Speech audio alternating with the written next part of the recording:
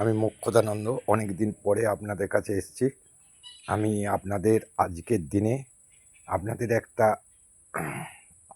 খুব গুরুত্বপূর্ণ টোটকা দেব, যেটা আপনাদের পক্ষে বর্তমান দিনে যে অর্থনৈতিক সংকটের মধ্যে আপনারা আছেন, যাদের অর্থ এলেও থাকে না, যারা অর্থ রোজগার করতে পারছেন না অথবা কাজ পাচ্ছেন না, তাদের জন্যে আমি এই টোটকাটি দিচ্ছি। প্রথমেই আপনাকে যে টোটকাটি কথাটি বলবো, এই যে দেখুন আমার এই যে সামনে এইটা হচ্ছে কৃষ্ণ তুলসী একবারে এখানে বন হয়ে রয়েছে, প্রচুর গাছ আছে।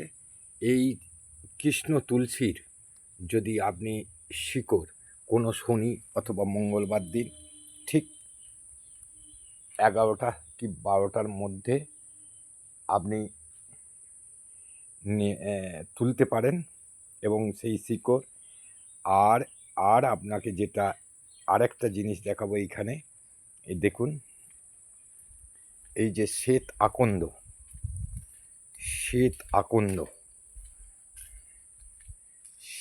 আকন্দর গাছ, এই যে দেখুন এখনো ফুল ফোটেনি, এটা হচ্ছে শ্বেত আকন্দ।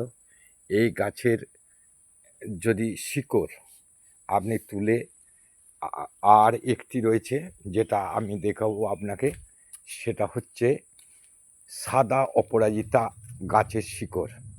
এই 3টি শিকড় যদি আপনি একসাথে নিয়ে আপনি মাদুলির মধ্যে করে বাবা মহাদেবের, এই যে দেখুন এটা হচ্ছে শ্বেত অপরাজিতা গাছ, এই দেখুন কুঁড়ি ধরেছে, এখনও ফুল ধরেনি, ছোট ছোট কুঁড়ি ভর্তি হয়ে আছে।